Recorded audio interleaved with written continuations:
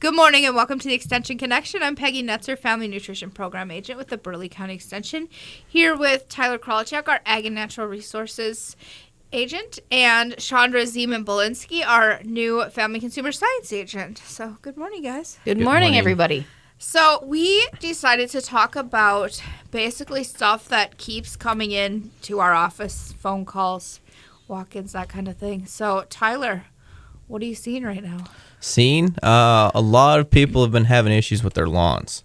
It is that time of year. Because it's not raining as much? The rain actually has been a very good friend of ours this year, with the exception of, maybe a week or two. And yeah, there's been a really good precipitation amount. And in terms of the frequency that we've had, it's actually been pretty darn good. I know a lot of the gardeners I talked to have been extremely pleased with the limited amount of moisture they've actually had to put on their garden, because Lord knows you got to put a lot on. So, and the best thing is we've had decently heavy rains to where it's watering them correctly, in terms of a good heavy rain where it really soaks in, goes in deep, and then those roots of whatever you're growing go in a little bit deeper, trying to seek out that water. So lawns, is it just because it's August and it's North Dakota and it's time for lawns to get brown? It's a number of things. Everybody is all excited about having that nice green lush, like a football field kind of thing going on in their backyard, right? Which is awesome. The problem is we have to have maintenance that takes place. So everybody thinks that we need to fertilize all the time, we need to give it water, and all these things that will help. There is such thing as too much of a good thing. And that's what are some of the issues that I've been encountering the last few weeks. So you just tell them, just leave it alone. Well, not necessarily. It's like trying to change your strategy up a little bit. If you've got a 250-pound quarterback who can run everybody over, a quarterback sneak or quarterback draw is going to work really good. However, if he's 5'0" and weighs 140 pounds, probably not the right strategy, right? You're not going to run anyone over. No. So with our lawns that we're utilizing a lot of these different things, it comes down to doing some things more correctly. We talked about all this moisture that we've been getting this summer, which has been a blessing. However, for some people, it's been a detriment. We have these automatic sprinklers set up, which is awesome. The biggest thing that I've ran into, especially with some dieback of some of these lawns, has been everybody seems to water at night. Okay? You know why we don't water at night, Peggy? I do know. Because when you put the water on at night, it doesn't have time to soak in or evaporate. And so it just leaves it on the grass, basically, and so it gets moldy. Essentially, yeah, that water has to get off those leaf blades, because if not, it just harbors the right Diseases conditions. And bugs. Yeah, a lot of times it's fungus is kind of the main one that I've been seeing, and so that's the biggest thing, is trying to dry out that leaf blade. That's why you do it early in the morning, to where it dries out the leaf blades, and then hopefully, in terms of growth, it'll still have that water to soak in during the day. Now, obviously, you talked about things are going to dry up this time of the year. Our heat increments or, hot days have increased. So instead of going the normal 1 inch of precip a week, some people have dialed into, 1.5 inches, which is totally acceptable. The biggest thing is just watching your grass. It's no different than taking care of your pets. If they look skinny, feed them a little bit more. If they look a little too fat, maybe you love your animal, you still feed them more. But yeah, you just got to kind of go with what you're actually seeing. So that's the biggest thing a lot of people are going towards. And for me, looking at a lot of these different lawns, you ask them, well, how much have you been giving? Well, say, for example, this week we got, 1/8 of an inch. They're still giving it that 1.5 inches. Well, shoot, we're pushing, 2 1/3. And boy, that's just a little bit too much for it in terms of stressing it out. Because no different than us, plants need oxygen too. Air. Obviously, they need CO2, but they still need that not only above ground, but also in the roots. Your proper combination should be 50% soil, 25 water, and 25 air. So they should have those different pores for the air movement to go through. So you said the soaker rains are the best ones because they got the water down deep. I've heard Tom, our horticulture guy, talk in the past about the importance of letting your lawn get the roots deep down in. So that's part of the problem if people are overwatering. Absolutely. That their roots aren't going to take. Absolutely. It's kind of like, I think of it from a cow perspective, okay? I know, I relate a Because lot. that's all you do. I'm the A guy. So you think about it, they only have to walk, an eighth of a mile to get to feet. They have less energy that they have to put into getting that extra space that they need to walk. So essentially, they're going to be lazier, so to speak. They'll get fatter, which if you want feedlot steers, obviously that's a good thing. But in this case, with grass, it's the same concept. If the water is always going to be at its surface, you're not encouraging those roots to really go down deep. Versus, say you give it a good drink of water, don't water it for 3 days, then hopefully, at the surface, it's obviously going to be a little bit drier. So those roots are going to have to really grow. Look for it. Yeah, and basically seek out that water. And so what problems do people run into later if their roots aren't deep enough? Well, a lot of it comes down to winter kill. And that goes into a lot of other factors I'll talk about here too, but that's the biggest thing you run into. You want to make sure that it's no different than a tree. You want good establishment of that root stock because it'll have a better chance at surviving the winters. And especially this last year, we had such a weird winter in terms of we'd get, an inch of snow and then it would sort of melt off and then you'd have an ice layer. Well, that's not the right kind of insulation that snow would typically provide, and it got a little bit colder. A lot of people had some dead spots in their lawns this year, and that was a big part of it. We still have dead spots in our lawn from that. It's been a challenging year for a lot of people, and that's why this subject of what are proper lawn management tips, it gets to be extremely important. Right. So hopefully it's helping you guys out in the future with your lawn. So making sure we're watering it only as much as it needs. The other thing that a lot of people don't think about, obviously it gets warm. So insulation, we talked a little bit about that. A lot of people are bagging all their grass. Is that necessarily a good thing? No. Not necessarily. And the biggest reason why for that is we need to make sure that we insulate the soil. So if you put a little bit of that litter or that leaf material back onto the ground, it's not going to have as direct of a sun exposure. So it'll almost kind of like putting a coat on it, essentially. Yeah. So sunscreen. Yep. Now, like everything, that's a good thing, but we don't want to have it to where it all of a sudden gets over a half-inch thick, because then we run into problems with thatch. So it's a difference between putting on sunscreen and putting on a parka. Yeah, right? Yeah, absolutely. So got it. So those are some things. The other deal, again, we want to make sure that a tall lawn, rule of thumb, tall lawn, tall roots, because if you let it grow, it's going to seek out whatever roots. Typically, if you're mowing it at an inch high all the time, you're letting more opportunity for the sun to come in, dry out, not only the plant itself, but especially that ground, and that's going to take that moisture away. That's more water you have to add. So bill goes up. Yeah, it's not a good deal. So you're saying that we can have a long lawn. You can have a long lawn now, and not be patronized by our neighbors. If I'm not going to get into that, but okay. if you maybe you just need neighbors that don't mow as much. Yeah, that's right. 3 inches is typically what you're looking at in terms of lawn length. That's kind of the standard rule. People typically 2 3/4 to about 3.5 is about ideal. And when you do end up cutting your grass, I know everybody's pretty well done this multiple times this year, but taking about a third off is your general rule of thumb. So Not when that more grass than that. Yeah, Right. not more than that. I mean, obviously, if it needs to be cut, it needs to get cut. So if you it's went on a foot, vacation for a while and left it, yeah, it'll survive. And if it doesn't, well, then we need to make sure we're doing the right action. So that comes to my next point. So we have a brown lawn. What are we going to do about it?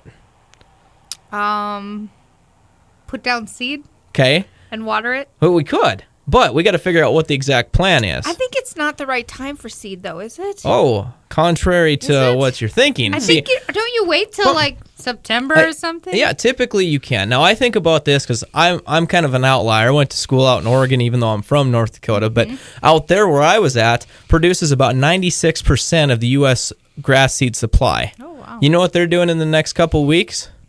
Growing grass. They're growing grass. They're putting that stuff back in the ground. They've gone through their harvest process. So I think about it from that perspective, and it's proven that it's a good time to establish your grass. And the thing is, you don't necessarily want to just, as soon as it hits 4.5 inches or 5 inches, knock it down to 3. It's with any new lawn that you establish, you want to let it grow a little bit so it can get to 5.5 and knock it off once. So, because we want to encourage that growth below ground. Now, with that said, the roots. the things that we we have at our disposal to help with root growth. If we're doing all the right practices with watering, we're giving it 1 inch to 1.25 inches. Once it starts cooling down, only in the morning so that it doesn't leave water on the leaf blades. What else do we have at our disposal? Fertilizer. Yeah, we have fertilizer. And that's another thing that's been an issue for a lot of people because, again, too much of a good thing. We want to go in light amounts that we would typically apply those. The main reason is you can basically overdo it with the nitrogen to where that plant is already, or the plants are already under a ton of stress with all the heat they have to deal with.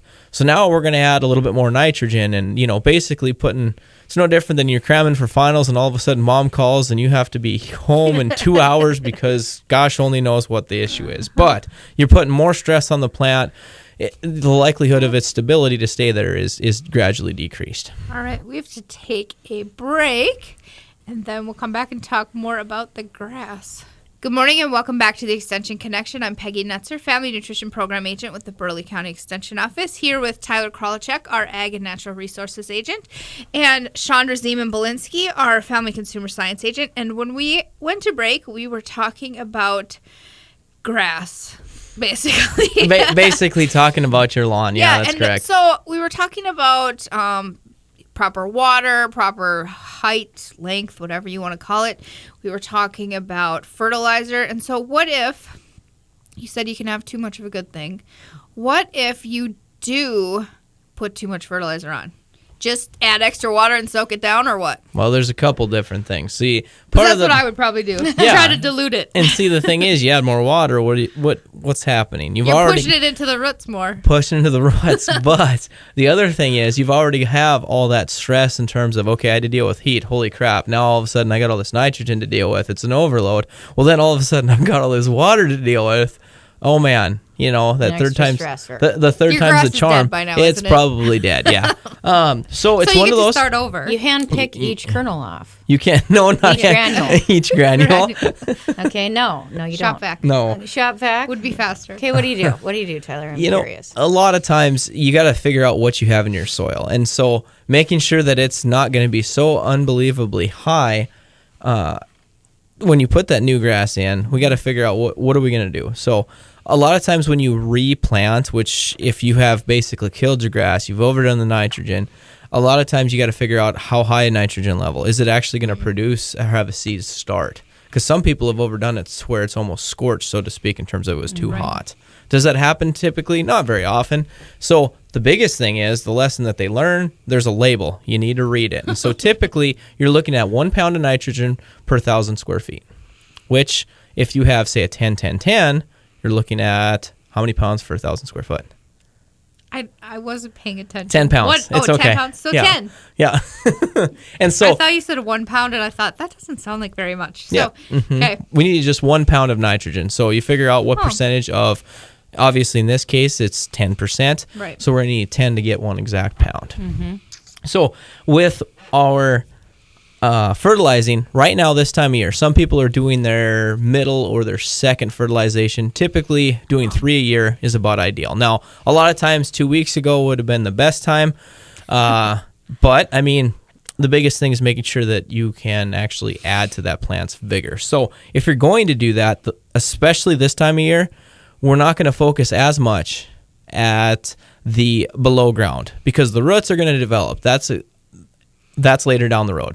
For now, we want to have that green grass that's above ground. So make sure you don't overdo it on the nitrogen is going to be your biggest thing. Now, as we're getting ready for fall, that's when things change a little bit. I talked about the 10-10-10, which is your nitrogen, phosphorus, and potassium. So the nitrogen is important during the middle of the summer and obviously in the beginning because we want that above ground to really take off. For the wintertime, not as much. Say, for example, you put a 3800 fertilizer on there. That's 38% nitrogen. You don't have those other two elements that are going to actually help out with the plant because phosphorus and potassium help out with reproductive status as well as plant health. And that's the biggest thing that we're going to work on is plant health going into the winter to make sure. Strong. Absolutely. To make sure when it puts those those nutrients into the soil or into its roots, it's in the soil where it is essentially protected. So So that's going to be the biggest thing going into fall, is trying to get something that's a little bit bigger on the phosphorus and potassium number. So That's good to know, Yeah. the numbering system. So if a person hasn't, let's say, fertilized at all yet this year, You have and a low there's maintenance some- garden Yeah. or lawn. Yeah. and you're going into where you should be on your third one, should you do a higher nitrogen one or skip it? I wouldn't mess with the higher nitrogen if it were me. I mean, to be honest, the biggest thing that people run into when you run a high nitrogen in the fall, especially late, right before it's supposed to hit dormancy, we get snow flying and all those things, is you get the above ground growth, because it's no different than, say a bear's trying to get ready for hibernation for the winter. Cows, they'll put on a winter coat. Grass, plants, all those types of things. I mean, they're animals. They prepare for what's going to happen to them. If you give them nitrogen, they're going to go, holy smokes, I got to focus on my above ground growth. And so then they're going to grow Instead up of top. strengthening the roots. Yep, instead of trying to put it into their roots. And so a lot of winter kill in certain spots has happened because of the high nitrogen versus the phos and potassium increase. So Great. So those are kind of the major things with your lawn issues. The other thing I've ran into, a couple places have ran into some different weeds that need to be controlled. Uh-oh. The biggest one is dandelions. Everybody, for some reason, hates those darn things. I don't hate them. I don't either. I don't hate them either, I- because Tom has enlightened me. Yeah. Yeah. I mean, if everybody could have his mindset, they're beautiful. They're yellow, and they're My edible. kid loves dandelions, and it's one of those things that I don't have to worry if he picks it up and puts it in his mouth. That's right. But I suppose kill him. it is fair to enlighten everybody on how to take care of these. Yeah, we probably should take care of that. So typically, we're talking about preparation for Yeah. fall. If we're wanting to be proactive about making sure that lawn is looking great, it's going to grow back. So we applied our fertilizer, right? It's more of a 10-20-20 or 10-10-10.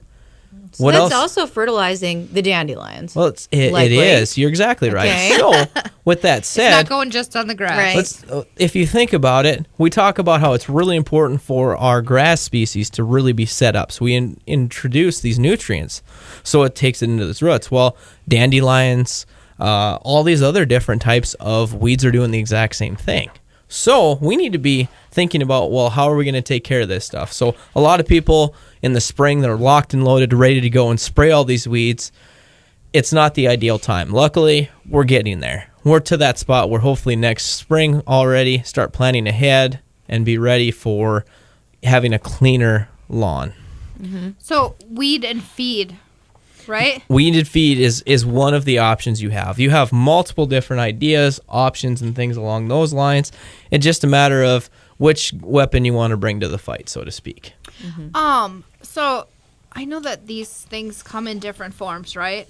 Like there's the ones you can sprinkle on or the spray things Absolutely. Right, There's already pre-mixed, right? already mixed. Yeah, like a pre-emerge is something that a lot of people have used. Obviously this time of year is not the time for Yeah. a pre-emerge. You're using that in the spring. It's already out. Yep. But yeah, utilizing like a weed and feed or any of those kind of things, again, make sure on the feed side it's high in phosphorus and potassium, but Right. making sure that it's actually going to touch, those granules are going to actually touch the leaves of whatever weed you are trying to get rid of. And that's why some people, we've seen mixed results on weed and feed. I'm not going to take it away or off the table because it can work. But that's just one of the problems that we've seen in a few different spots. So some people will actually use liquid spraying. So I know that we have had some folks come in with some issues because their neighbors or husbands or whatever sprayed some things, and it, it's supposed to be sprayed on a non-windy day. Well, and when does that happen here? I tell you, Right? the spray definitely did its job, and that was the problem when it goes Yeah. onto your neighbor's lawn. They Yeah. are, or in their Or their garden more tomatoes. particularly. Yes, we've had That's where we. we've had a number of people stop in with your tomatoes, and typically the best way to explain if you have herbicide damage is Yeah. if you look at the leaf and instead of having it lay flat, it cups into itself, meaning it rounds off the edges. Curls up. And curls up, yes. And it depends on the different products because obviously it's no different than, you eating spaghetti versus a salad. You're going to have different effects in terms of what you've, Right. taken in. For them, you can tell the difference in terms of which spray actually was introduced to that different plant. Like a 2,4-D is more elongated and curls up versus like a Trimec or a dicamba. actually cups more evenly in terms of a circular type motion. So, since I brought it up, if someone has tomatoes or other plants that this has happened to, what should they do? Well, one of the biggest things that you can do is consult with whoever you have actually talked to. Now, in terms of our office, we usually we do not handle the claims. If, say, for example, you want to get aggressive in terms of you killed all of my bushes or any of those types of things. If you have pesticide issues, you need to go to the state department and talk to those guys. They're awesome individuals, worked with them numerous times, and they're very easy to contact, and they're actually in the state capitol. So the North Dakota State Pesticide Department. Well, you can call us. That's fine. If you know what it is, we can't help you. If you know it is a pesticide issue, then yes, just call them directly. They actually have the better tools and all those things to, test to make sure that actually is a pesticide damage, because there are some things that are similar to it in terms of what could be the issue. But like I said, more than likely, they've got the better chance at saying this is exactly what it is. So we have to take another quick break, and then we will talk more about bugs. Good morning, and welcome back to the Extension Connection. I'm Peggy Nutzer, Family Nutrition Program Agent with the Burleigh County Extension Office, here with Tyler Krolacek and Chandra Zeman-Belinsky. And when we went to the break, we were talking about bugs, grubs specifically. So if someone has a grub issue in their lawn or garden, Tyler, what do they do about that? Well, you hope for the best. No, typically you can use different types. Hope it freezes really quickly? Well, that would work, but we don't want that quite yet. There's a lot of farmers who would probably be at your doorstep frustrated with you for that cost. So what we end up having to do is a number of different options. With our job, it's really hard to just endorse one single product. So typically, depending on where you shop, whether it be Lowe's, Ace, Runnings, Tractor Supply, you name it, they have a lot of these different things to combat whatever issue you have with your lawn. Does it just say grub killer? And typically it will say grub killer. Huh. That's so nice that really solves it. Yeah. A lot of these companies have done a great job in terms of pinpointing the different types of ingredients that work better with, say, beetles or grubs or mites or any of those types of things. So one question. What if these grubs or whatever are in your garden and you want to try to salvage what they haven't gobbled up yet, but you don't want to use the chemicals? Is there a friendlier way to get rid of them? There's a number of different things that you could utilize in terms of some different stuff that some people have used in terms of different insect killers and things like that. Is I've heard them using vinegar. Yeah. So vinegar, if it gets on your plants, will kill your plants though too, right? This is in high amounts. Like you said, it's too much of a good thing. So. So it's tricky. Very tricky. That's why we hope we stop before they get in there. Okay. So, is there a way to discourage grubs from eating all your stuff? I'm glad you asked that question. So, when I was in Hettinger with my brother and sister, I always used to joke about, you guys need to turn that light off, because they'd have a tendency to leave that light on that went into their yard. Well, they started having some problems with their lawn killing off. Light. They do. Those May and June bugs really thoroughly enjoy light, and so they're attracted to it. So if you want to be an evil neighbor and you want them to go from your lawn to theirs, you basically shine a spotlight into theirs. Turn on your neighbor's light. That's right. Don't do that. No, please, no. But to Chandra's neighbors, please don't do that. I mean, if you would just let your lawn grow a little longer, I'd be fine with you. So the biggest thing is, just doing those little steps. And I know talking with that guy, he was telling me all the great things that he's done to increase the quality of his lawn. And I mean, it's no different than you or I, or, those cows jumping the fence trying to get into that nice oat hay. I mean, there's a better thing in that ops, in wherever they're going into. So that's why they're going after your lawn, because you've done a great job. Lawn, the bugs won't come over. Not necessarily. Well, you think about it from this perspective. You've got all that population in terms of plants. It's got all those roots. They're nutrient dense and everything else, because you've done a great job getting them there. So if you just have a weed patch in your front yard. That's the middle of the Vegas buffet where you get it for free. I mean, that's just about as good as crab it gets. Legs and everything. That's right. And steak, if you're into that, But I think it's safe to say I've never had any grubs in my lawn. Yeah, My lawn is I'm not pretty quite sure we that don't perfect. either. they are a nuisance, and so a lot of times when you end up having your lawn killed, whether it be grubs or fungus or any of those things, the best thing to do is get any of that leaf material, especially if you can think it's a fungus. You'll see sometimes you'll end up seeing it'll start like dollar spot, starts in kind of a rounder circle and just slowly keeps growing. For fungus, using a different type of fungicide, copper sulfate, chlorothalonil, any of those types of products work really well. So those are some things to utilize. If you have weeds, using something that'll work like a 2,4-D. My best recommendation. Or just pull them. You could, yes, that would be the best. So, if you want to go that route, yes, absolutely, your hands are Or probably just your best mow 'em bet. off. That's what However, I do. there are some weeds that are really pesky, Peggy, and that's the problem we run into because they are so vigorous. They're so Creeping used Jenny. to. Yeah. You Creeping can't Jenny. just pull that stuff because it's just So there's no end to it. So when's the best time to take care of that stuff, Peggy? Ooh, tell I would us. say pre-emergent. Oh, you could use pre-emergent or, But as I not said this earlier, time of the year. best time is right now because if Yeah. it's still out, because it's going to put all It's those gonna chemicals, take all the stuff and kill its roots it's going to go Okay. into the roots. when it So, goes dormant. And you in know the where it's fall. at. You can target it yep. easily. And one of the better products, I know I'm not supposed to endorse just one, but a lot of people will utilize the active ingredient dicamba. Now, awesome chemical. However, too much of a good thing has been a problem in some instances. So typically, if you're going to use it, try and use it just once in the fall. However, once in the spring or once in the fall when you have those broadleaf type of weeds. Works perfect. And don't So- beat yourself up. Remember that if you have one species of one plant growing in your lawn, it's not natural.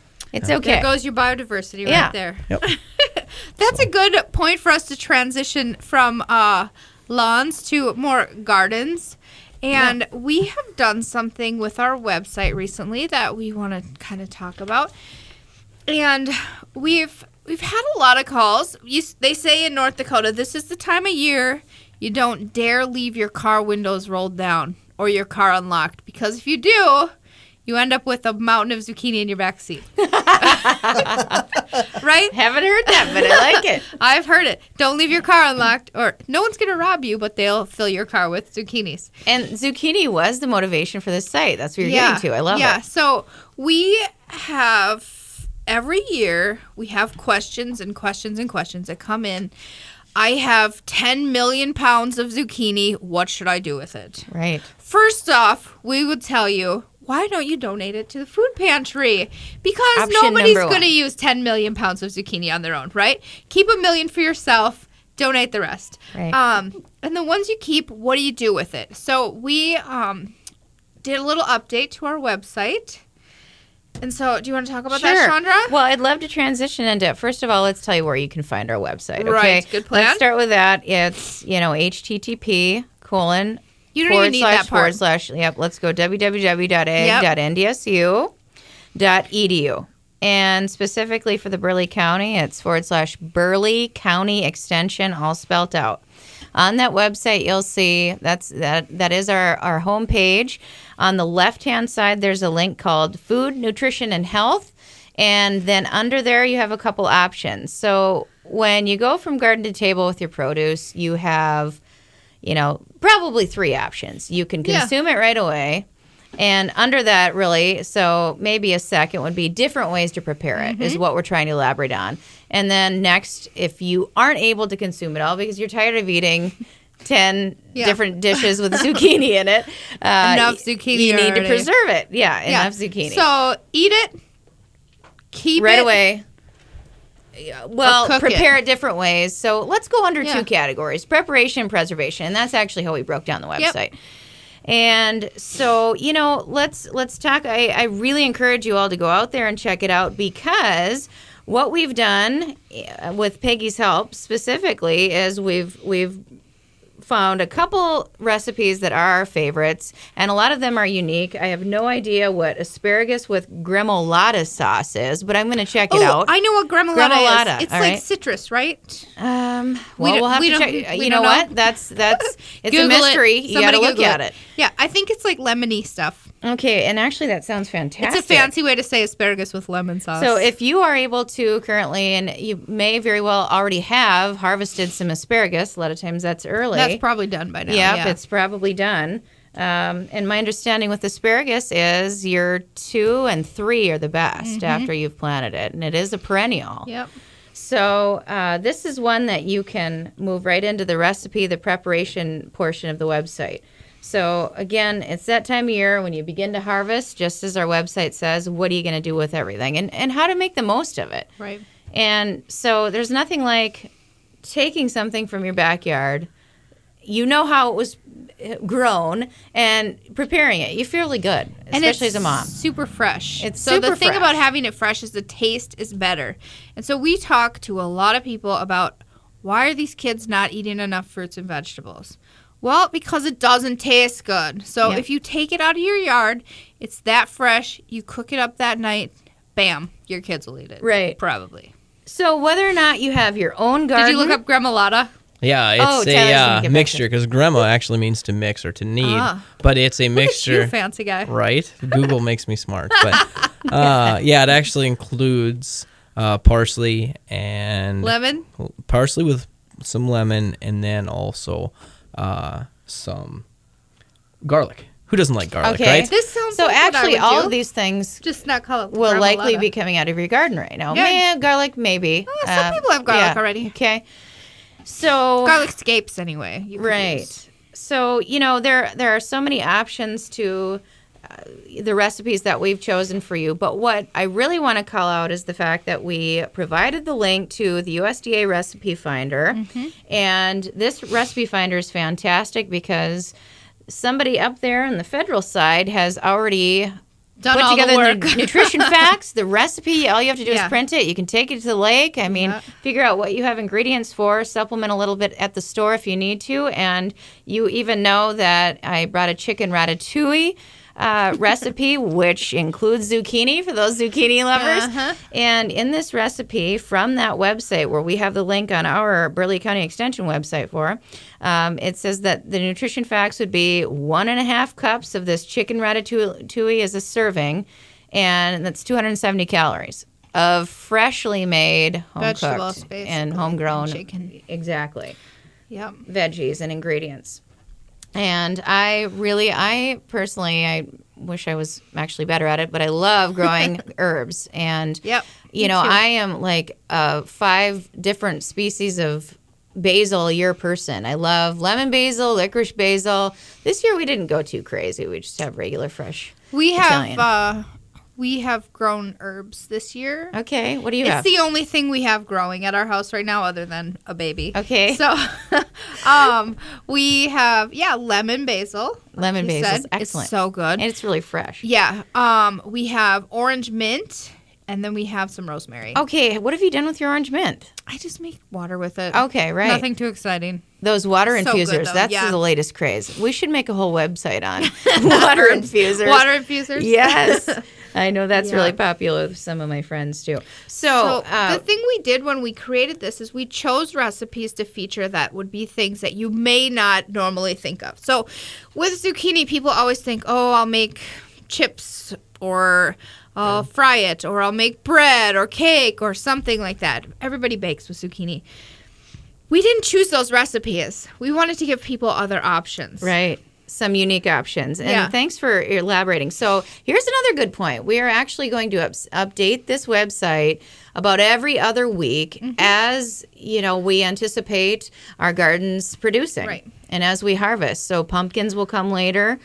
And, let us know. Let the office know. Call me, Chandra Zeman-Belinsky at the office, and let me know if you want fruit on this page. I've really focused on vegetables, but I want to do what you want us to do. So just give us some feedback and take a look at that. If you want to call Chandra, it's 221-6865. I wasn't That's going to her give the number. No, I'm kidding.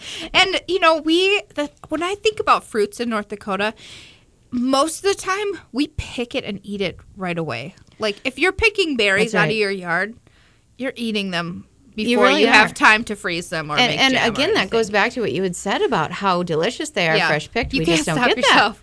You just can't. that. Well, let's Yeah. talk about a little bit, We have to take a quick break, and That's then we'll right. talk about it when right we get after back. this. Welcome back to the Extension Connection. I'm Peggy Netzer with the Burleigh County Extension Office here with Chandra Zeman-Belinsky and Tyler Kralachek. And when we left, we were talking about an update to our website, which is burleigh.ndsu.edu and then / Burleigh County Extension. That's right. And we did a little update to our garden to table section. We created that.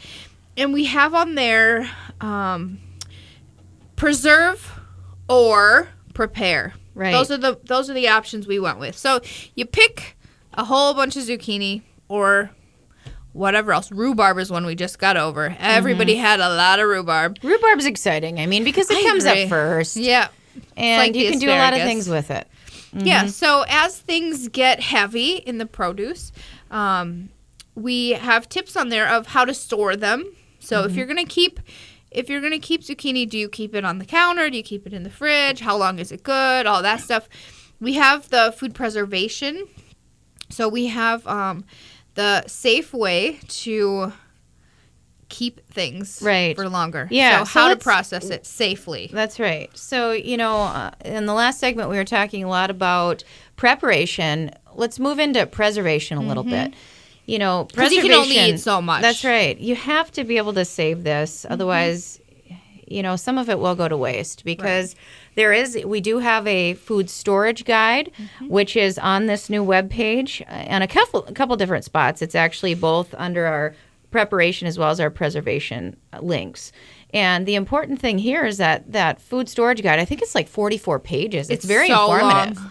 But here's the nice thing. It has everything in it. How long can I keep butter in the fridge? How long can I keep cucumbers? Okay, so this particular guide indicates that cucumbers really don't last much longer than 5 days in your refrigerator. Yeah. So you need to do something with it because everything's ready at the same time. Depending on if you spaced out the age of your plants as you planted them, right? So who does that really? With things like cucumbers. Unless you have a million. Okay, Tyler does. He raised his hand. I want everybody to know that guy. I wouldn't call me the garden guy, but we did have them in phases here. So and a lot of it was spinach and lettuce. Spinach. That stuff, necessity. Yes. Yeah, that stuff I can see. But like when you plant cucumbers, you just put them all in the ground the same time, don't you? That's right. I mean, yes. Put all the seeds in the hill. So actually, let's connect both segments. We talked in the first half of the show, majority of the show, about lawn care and watering, fertilizing, things of that nature. And it really does connect to now, we're going garden to table with this episode. And Tyler, I just want to verify that watering your lawn, as you had mentioned, not in the evening, not overnight, but you would want to do the same thing watering your garden. That's absolutely right. You talked about in the morning. Yeah, okay. And actually the best way to water your garden is at the ground. It all starts at the ground. Ground watering. Yeah, something along those lines to make sure it's right at the ground, right next to wherever you are going to need it, is going to play a better role because no different than your blades of grass, your tomato plants or any of those types of things, their leaves, if they have water on them, bad deal. Okay, right. So that exactly, and I appreciate you connecting that. So getting back into the preservation ideas, we actually have an entire site that we've amped up a little bit this year. And, there's various types of preservation techniques, and a couple of them are obvious. The first is freezing. That's actually considered a preservation technique, and there is a right way to freeze, and there most certainly is. The important thing that a lot of people forget when it comes to freezing, and I have had a few calls on this last week.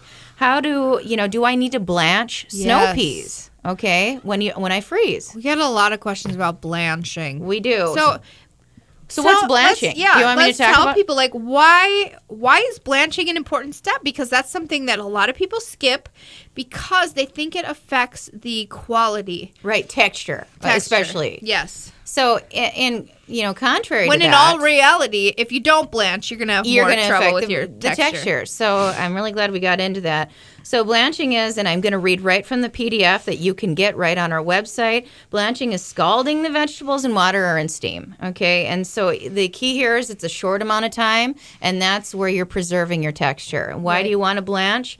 Well, there's an important little catalyst in every fruit and vegetable called an enzyme, and that actually helps the plant ripen. There's all kinds of chemistry that you can get into here, but you want to stop that enzyme from being able to continue to ripen. Right. And that can happen. And if you don't blanch, your produce can continue to age while it's in the freezer. That's exactly right. Even while it's in the freezer. And so, your food product and your produce may be safe to eat. It's not a food safety concern, but the quality just is driven completely down. Exactly. Yeah. So some things do not need to be blanched. Okay, right. What things don't need to be blanched? Well, first of all, any of your leafies, okay? Yeah. I mean, do you have anything else to add there? I don't have anything off the top of my head, but I definitely want to say that there are a few leafy stuff. It's your lettuces and your chards. Lettuce, you're probably not going to freeze it anyway. It's kind of gross. Okay, exactly. But things like spinach or kale, you might, because you can use it in something later. Let's actually look at that. So is kale on my sheet? No, but I do have greens. Oh, greens in general. Mm-hmm. Okay, so brought this 4-page. This is the 4-page. It is, again, on our preservation website. And so as it indicates here, collard greens can be blanched up to 3 minutes. Other greens, maybe 2 minutes. Very tender leaves, 1.5 minutes. It says select tender leaves. This is something that you can go reference, but here's an example of what you'll read.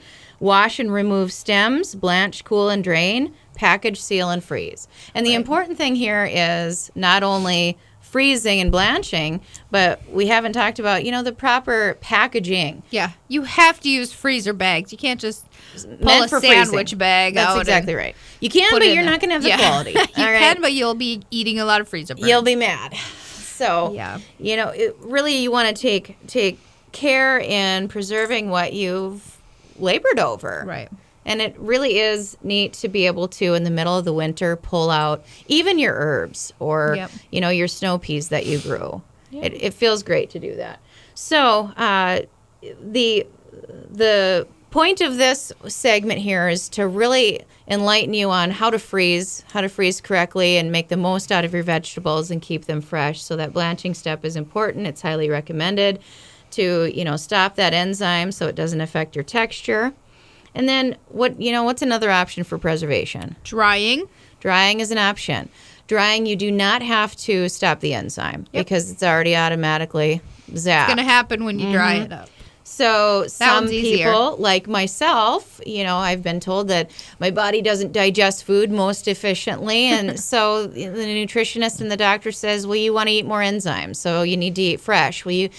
Dried is actually an option for those people. So I try to get that in, and I really do love my mango. It's my dried mango. It's a substitute for candy.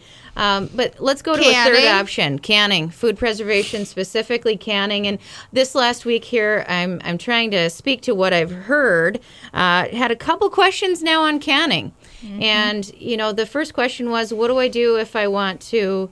Actually, it was an interesting question. How many layers of cheesecloth do you need to use in order to strain, the particles out of your jelly specifically? And I said, it depends how thin you want your jelly. It does. And she didn't like that answer, but really it does. It really does depend on your preference. Because Peggy and I, we both like jams. We like the thick. No cheesecloth?